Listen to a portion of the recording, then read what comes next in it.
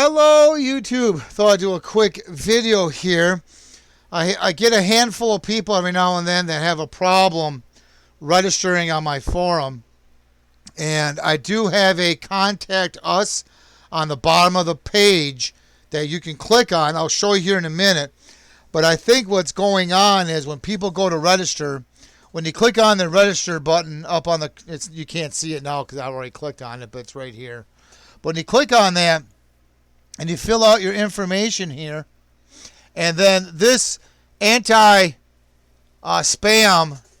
code can be tricky to read at times, and you can always select refresh the code if you need to, and you should get a new code when you do that, and that may help you. I'm going to guess they're probably being brought back to the registration page because of they're not entering the code right.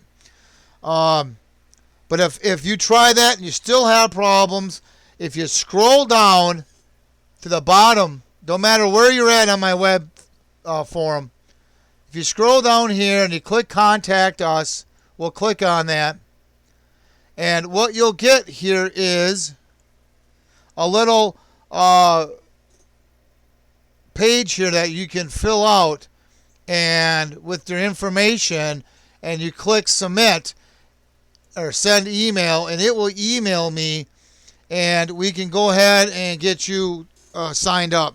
And what I'll end up doing is when you do this, if you send me a message this way, put in there what username you want to use for the forum, and I'll use your email address, your username, and I'll give you a temporary password, and you can log in and then change that password once you get in the forum. Now, I turned off, I had it before that you had to, when you would register, it would send you an email, and then you would have to click the link in the email to confirm your registration. But I turned that function off because it was going to people's spam messages, and they weren't finding it, and it was just causing some issues there. So I turned that off. So when you register, you should be able to sign on right away.